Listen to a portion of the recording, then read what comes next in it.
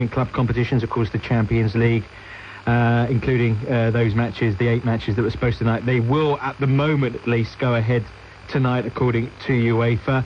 The UEFA spokeswoman said that all matches are foreseen to be played at the moment, although a formal decision will be relayed to the media later. I think this is quite ridiculous, Richard. Yeah, I have to say, utterly ridiculous to go ahead with any sport in the Western world tonight. Yeah. For goodness sake, there are thousands of people have been killed in America today. America is the defender of the free world, defender of the Western world. The idea that we want to play football matches tonight is ludicrous, and they should call those matches off. It's absolutely ridiculous that the world can concentrate, the world, I mean the whole world, can concentrate on anything at the moment except this crass devastation in the United States. I think we deserve to have people pause and try and take in what's happening. You know, life is not normal at the moment. It's anything but normal. It's completely abnormal, and therefore we should not be playing football matches. But this is, Mike, if I can say, at a time like this, a governing body that was forcing one of our Scottish teams to go to a place that Dagestan, which is not safe for people to go. In terms of putting people before sport necessarily, I think we've seen before this incident happened that was the feelings of UEFA. I mean, what will Talksport be doing as the evening progresses, Mike? For the rest of the evening, we will be staying with this story. We'll be giving second-by-second accounts of what's happening in the United States of America. This is easily the biggest news story that's happened since the Second World War. There have been wars before now, but as a single one-off incident, this is the most massive incident that has ever happened since the Second World War. We will be staying with this second by second right the way through the evening. I will be here myself till 8 o'clock. I'll be with yourself and John Driscoll, and at 8 o'clock James Whale will be here, but James will not be talking his usual highly entertaining, highly amusing, risible dialogue with members of the James Whale team. James will be taking us into the night, keeping us up to date with the developments in the United States of America, a country devastated by this incredible attack on itself by terrorists who gave the many thousands of Americans no chance to survive the most devastating terrorist attack. Indeed. Apparently the Cabinet is forming tonight for an emergency committee chaired, of course, by the Prime Minister, Tony Blair. He was accompanied, Tony Blair, when he arrived. He was supposed to be giving a speech this afternoon at the Trade Union Conference. He was accompanied by his Director of Communications and Strategy, Alistair Campbell. He wouldn't talk, of course, Mr. Blair. He made the statement, but he wouldn't talk to awaiting reporters. Jack Straw, the Foreign Secretary, David Blunkett, the Home Secretary, the Defence Secretary, Jeff Hoon, and the Chief of Defence Staff Admiral Sir Michael Boyce also have been summoned to attend the meeting. That's the committee known as COBRA, who deal with national and international crisis. Keith Graves, who we've heard from earlier, who's out in America, out in Washington, where, of course, we feared that fifth plane might be on its way. He's now talking to Sky News. For that, no aircraft that may still be flying, despite the fact that all aircraft over the whole of the United States have been ordered to land and should have done so by now. We were hearing fighter aircraft. What we are seeing are the odd helicopter over towards the White House and over towards the Pentagon. You can see the smoke rising from the Pentagon. I think we need to start thinking, although we don't even have an idea of casualties yet, of what American retaliation is going to be. The Pentagon has been evacuated, but it's a safe bet that in the basement there, where they have a war room, they will be waiting to hear from the President to discuss a response. Keith, we're just hearing that all America's borders have also been closed. We have reported on Sky News that no aircraft are allowed to take off or land in America. All aircraft on their way to America have been diverted to Canada. Now the land borders have been closed as well. Where's the President?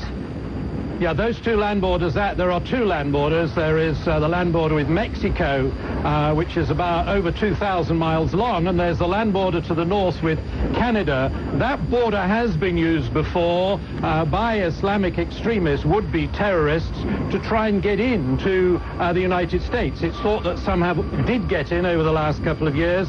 Some were picked up on that very border. That's a border which is very close to 3 miles long in the north, to the north with Canada. Those two, as you were saying, have now been closed. And so again, it's another of those indications we keep getting of how serious this situation is, that America is now sealed off. Nothing allowed in, no people allowed in, and no people are being allowed out either. The whole area is sealed off. We don't know where the President is. He was in Florida.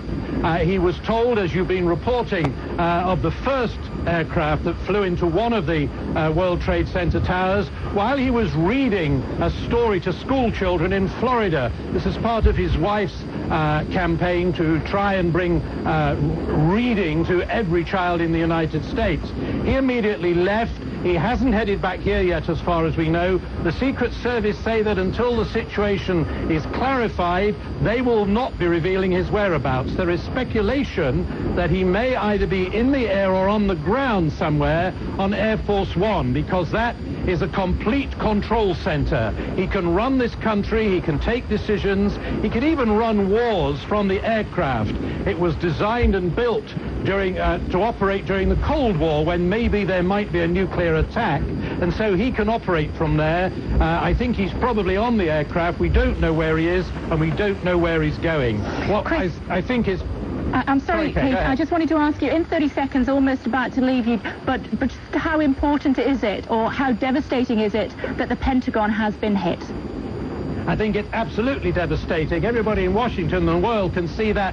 Being an incredulous horror this afternoon as these events have unfolded in the United States. Whoever has committed these atrocities has committed a monstrous act of war against the civilized world. And of course the thoughts of all of us in Britain are with the families of the people who have been injured or killed, and of course they could be huge in number. William Hague, of course, the former Conservative leader. By the way, the Conservatives naturally, Mike, have put back the announcement of their leader, but this of course is affecting the United Kingdom in all kinds of ways. In all kinds of ways. There's going to be a knock-on around the world here, Richard, because America is the hub of the free world, it's the hub of the Western world, but let's just concentrate on how it's affecting Britain at the moment. All travel plans in this country have been thrown into utter chaos because, as I'm sure you know, the busiest airline route in the world is the North Atlantic route, aeroplanes travelling from America to Britain and Europe. Aeroplanes flying from Europe to North America, busiest airline routes in the world, and obviously many of them have now been shut down. Now the point is that when this devastation started, many planes going to America had already taken off. You've travelled to America many times yourself, Richard, and I think I'm right in saying certainly when I've ever gone, the planes usually take off 10, 11 or midday. I usually get my flight about 10 a.m, 11 a.m. or midnight. Right, yeah. So as you know, this broke here at about what time was it? 2 o'clock. Just before 2 o'clock. Those planes will have been 2 hours into the air. Now the American airspace wasn't shut down immediately, but it was certainly shut down before those planes that had taken off from Britain this afternoon had arrived in American airspace. They will have been diverted to Canada. Nobody gets into America now, and planes that were due to take off after the devastation started were grounded, and they have not taken off. Flights have been cancelled. Anybody hoping to go to America in the next 48 hours at least can forget it. You're not going to get there. They're not going to open up their airspace. They're certainly not going to open up their airports, and a lot of planes will have turned back in midair and come back to Britain and to other locations in Europe. This is Talksport, 1089 and 1053. On a day of terror, devastation, September 11th, 2001, the day America came under attack. From whom? Well, it's not yet 100% clear. How many people have died, again, not understood yet, but of course the devastation is manyfold. Let's just try and bring you what has actually happened this afternoon. The Sports Zone, of course, starting at 1, and then just before 2 o'clock we had pictures of the World Trade Center with smoke coming out of it like a big chimney stack, if you like. What the reason for that at the time we thought was an aeroplane that had crashed into it by mistake. It turned out, of course, not to be by mistake at all.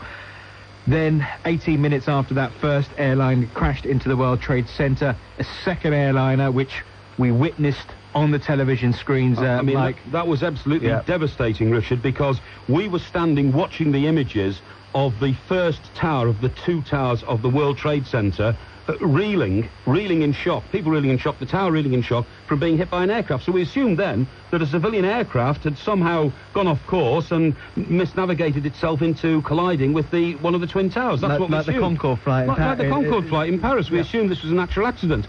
To our horror, as we're watching it, we actually see an aeroplane, clearly a twin-engine aeroplane, approaching the second twin tower from the south, i.e. from behind it.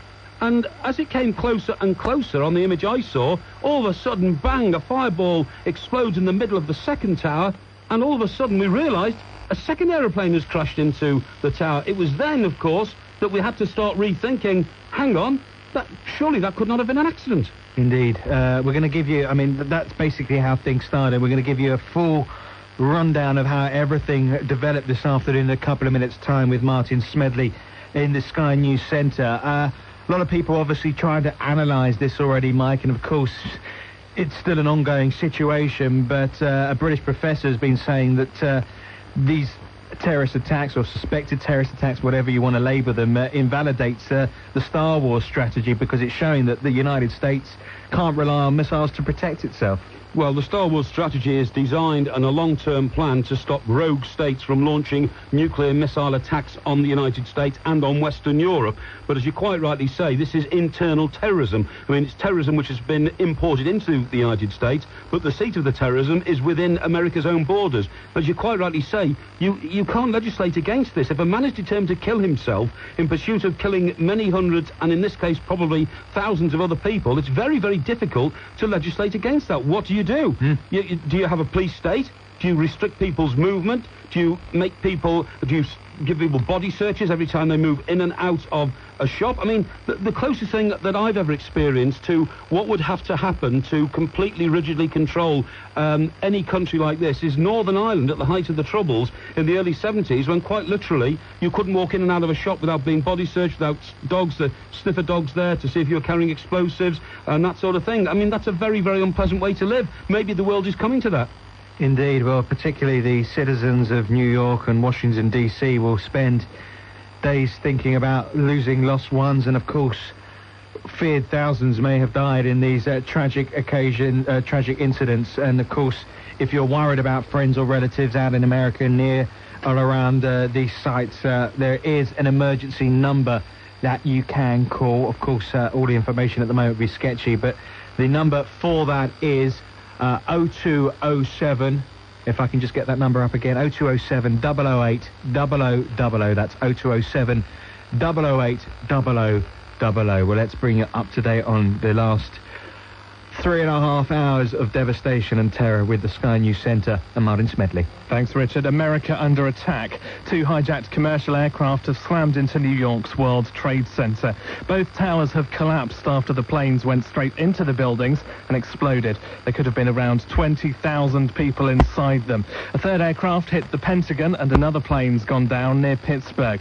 The White House has been evacuated. Several other jets are said to be unaccounted for, and American fighter aircraft are now patrolling the skies, ready to shoot down any more terrorist planes. The loss of life has been described as tremendous. US President George W. Bush has called it an apparent terrorist attack.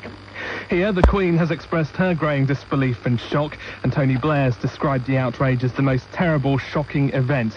Security has been tightened at London's 3 main airports. And within the last few minutes, the Tory leader William Hague has said that the declaration of the results in the party's leadership election, which were due tomorrow afternoon, have been postponed for 24 hours as a mark of respect for the loss of life in that tragedy. Now, here's how the day unfolded with a sort of timeline. At 1:58, the first jet airliner crashed into the World Trade Center in New York. About 15 minutes later, a second airliner crashed into the second tower, causing a devastating explosion. Television pictures showed the dramatic pictures live. At about 2:20, reports emerged from the FBI that it was investigating reports of a plane being hijacked before the World Trade Center crashes, and by 2:30, first reports of casualties indicated at least 6 people were killed, with at least 1,000 injured. Now, the casualty figures are likely to be a lot higher than that. At 2:30, US President George Bush said, "We have a national tragedy. 2 airplanes have crashed into the World Trade Center in an apparent terrorist attack."